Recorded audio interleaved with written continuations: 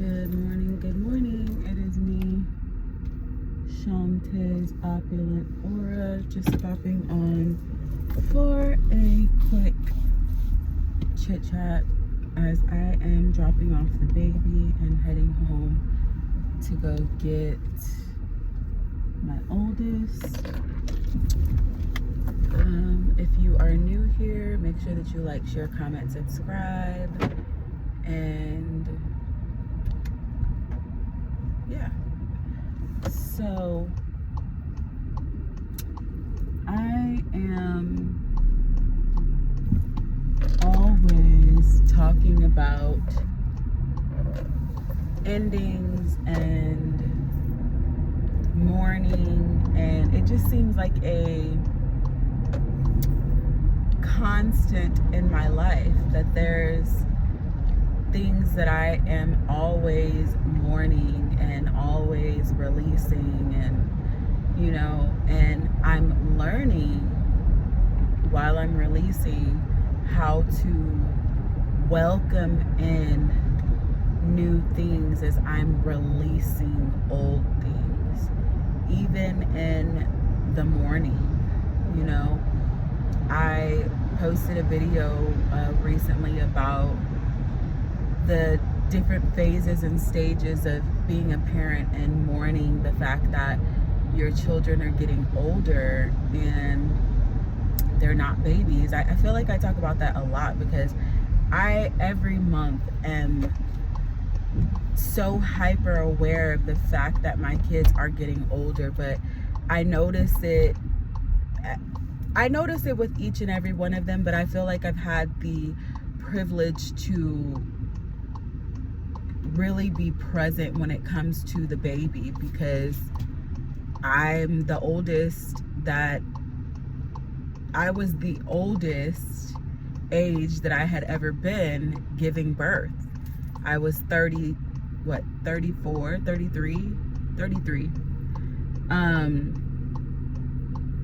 And was I 34? I think I was 34. Yeah. Anyway, something like that. And there's just a different awareness that comes with age for some. As much as I'd like to say for everybody, some people do not evolve past age 15. Maybe I'll give them 17. A lot of people, men and women, they just don't evolve past being 17 because everything is still so immature and just high school like they care about what everybody says and thinks, and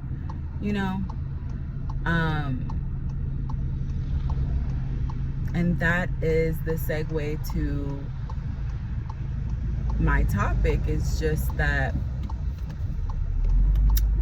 things ending and you mourning these things ending doesn't always actually mean the end. Oh, that's his cup. It doesn't always actually mean the end. A lot of times, and most times, endings are new beginnings if you allow them to be, because it's easy to stay stuck in the victim mode of, oh no, this is ending and I thought it was gonna be this way and I feel like a failure. I feel like I failed. I let myself down. I let others down. I didn't show up how I would have wanted to show up, right? And it's not to dismiss that feeling, that thought, even that thought process, because you have to feel the feelings. You have, in order to really process things, you have to go through them, but you also have to take the initiative to want to grow through them. Again, it's easy to just stay stuck and stay stagnant and feel like, oh no, woe is me, licking my wounds. This relationship that I thought I was gonna have forever, I got married and now I'm gonna be divorced. Boo-hoo. And it doesn't mean that even it doesn't mean, again, that that feeling is not valid, because it 1000% is. I mean, I have expressed the relationship that I've had for, I mean, I've been saying half my life, but I mean, from 17 to 36, knowing a person from 17 years old, being with them the majority of that time, I would say from 20 to 36, that's still a long fucking time, you know? And I think that for me, I have mourned it. I have my moments. I still do, because I'm human. I would be lying if I said that I am completely just, I don't think anything of it. I don't feel anything about it. I would be lying. But I do know that I've had to shift my perspective about it. And me having the ability to shift my perspective has allowed me healing. It has allowed me to not see it as a loss, and definitely see it as a positive and as a gain. And we live in a society that will tell you that your value and your worth is solely based on what it is that you can provide, and what it is that you can provide for a man, and can you bear children, and can you do this, and can you do that. As people, you know, I would like to just say that it's a woman thing, but men have similar pressures as well. They do. If they're single and they're, you know, not really living their best life, people judge them too. Society judges them pretty harshly too. They are basically losers. They are. It just is what it is. So I understand the pressure to feel like you need to have a wife, and you need to do this, and you need to do that. This is societal pressures. But with that, a lot of people are trying to force situations that you just should not force, because you're not happy. Neither party is happy. But because you're so scared to go against societal norms, you're willing to settle in a situation that you are not happy in. And when you settle in a situation, any situation, with jobs, with relationships, with friends, with anything, you grow resentful. You do not appreciate what it is that you have, even if it is something that at one point you felt like was valuable. You no longer see it as valuable, so therefore you mistreat it, you dog it out, you don't treat it well. And that's what happens a lot of times in relationships. That's what happens a lot of times in relationships, is that both people just get tired of, you know, having to stay in that connection, when really situations vary. So when you have financial ties, I'm not going to sit here and say immediately leave, because when you have those ties together, finances and everything are bound and binded together. You have to break things down. You have to plan your exit. Both parties do. More so the woman, though, because the man, if the woman was able to come in and it was just herself, I'm not going to say that she doesn't leave half of herself, because she does. A man is always going to have, he's going to always have, how do I word this? I can only speak from my experience. A woman loses way more than a freaking man loses in a relationship. And it just is what it is. I don't make the rules. It's just something that is just actual and factual. I don't really know how to put it. And I think that really what it comes down to is the fact that really a woman, we put a lot into relationships. a woman's energy and essence, and when she really knows herself and she knows her worth, it is monumental to the right man. The issue is when we are giving that to the wrong man and to the wrong connection for so long. That is where that resentment comes in. That is where that detachment comes in. That is where all of that comes into play. And I'm saying this about women because it's primarily women that experience this. Now, there are some men that are really good guys, and they have the ability to just be a really great guy. Now, I really feel like these type of men are unicorns, but there are men that get with women that just ain't shit and dog them out, and they are battered and bruised and broken. There are those men that get with women that just really ain't shit as a mom. They, you know, they're just not good people. It happens. I've seen it.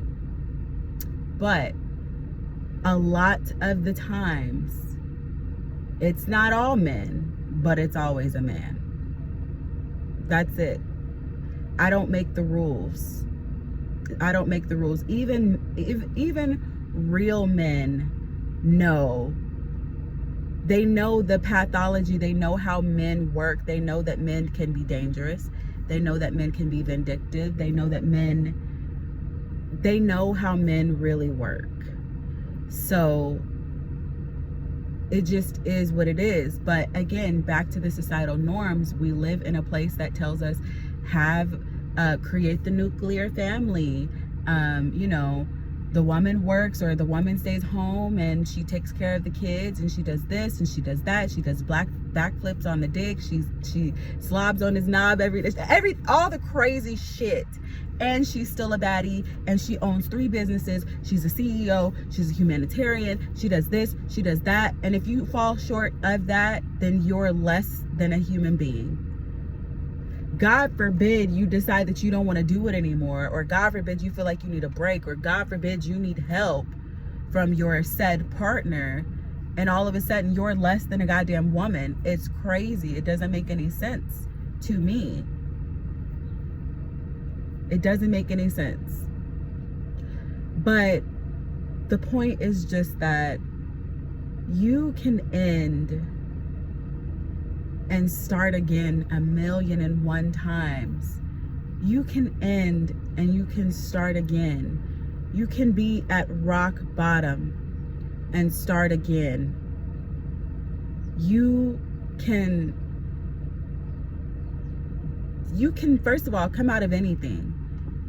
We live in a world, again, that wants us to believe, especially as women, that if you had a failed relationship, that, oh, it's you. You're the problem. It was you. And to some degree, yeah, it was, because what led you to be in that connection for so long? For me personally, I realized that I just was blind to a lot of things. I just did not know. And I have given myself grace, and I've forgiven myself for making those decisions and for not knowing better. That is how I'm able to move forward. Because without that forgiveness, I'm going to constantly find myself in a loop. Yeah, I could go find another man, but I'm going to be in the same type of situation. And I refuse to do that. I give myself grace for the things that I did not know. I encourage you to give yourself grace and find the grace to give to yourself for that failed relationship, for that failed business venture, for that failed friendship, for the things that you feel like you did not complete. Some things you might not be able to restart again. It just is what it is. But some things you do have another chance to start again. Take the opportunity to redo the things that you are able to do. Don't allow people to tell you what it is that you can and what you cannot do when you make that decision.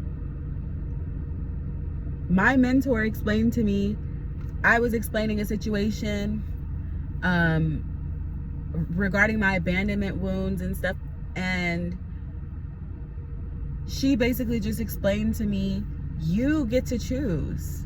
You get to choose what you deal with, what you don't deal with, what you tolerate, what you won't tolerate, what's acceptable, what's unacceptable. You get to choose. It doesn't matter what anybody else is telling you. It doesn't matter what society is telling you. It doesn't matter that you have these things that you find acceptable or unacceptable, and somebody's telling you, well, you'll never find that. Okay, I might not find it in you. I might not have a friend in you. That's cool. I got a friend in me, and I'm good. I'm going to figure it out. And if I don't find what it is that I'm looking for in another person, I'm okay with that too. And it's not even being dramatic or extreme. It's just, I'm okay with being with me. I love me. And I'm loving her more and more every day. And I love myself so much that I don't have to convince anybody else to try to love me for my flaws and all. Either you do or you don't. Either you're fucking with me or you ain't. And it's cool if you're not. I encourage you to do what it is that you need to do. And if I'm too much, then go find less. That's it. But yeah, don't let people discourage you from starting again. Don't allow people to make you think that because you failed in something that you can't do it again, or that you can't try again, or that you're not worthy of having the love that you actually deserve and that you desire, that you're not worthy of being a mogul, or that you're not worthy of being a CEO of that company, or that you're not worthy of doing any of the things that you said that you wanted to do. You can always do what it is that you want to do, but you have to make that decision, and you have to have the discipline, and you have to be able to get up 10 times. You got to be able to get up 11 times when you're knocked down 10, and try it again and again and again. And it gets exhausting. It does.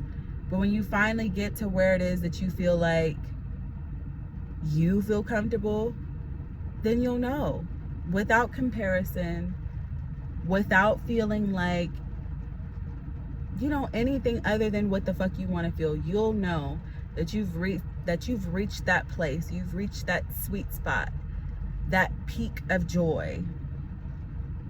Because happiness is fleeting. Happiness is like that bird that just flew away. It's here for a second and it's gone. Joy is whenever you feel like, you know what, I might not be exactly where I want to be, but I know I'm not where I used to be. And I know that I'm working towards what it is that I said I was going to work towards. And I can see the change every day. It's little baby steps. It's little baby steps in the right direction. Those little baby steps help to build confidence. They do. And so much so that you'll be speaking highly about yourself around people that always thought you weren't shit. And then they're appalled, like, how dare her think that she's better than what I thought, or how dare her think that she's better than me, when it's just like, it don't have nothing to do with you, Buki. It has everything to do with me and what it is that I'm no longer willing to accept, and what it is that I've conquered, and I'm still here. When I felt like I didn't want to be here anymore, and I'm still standing and beautiful, might I add, inside and out. You have to just continuously do the work.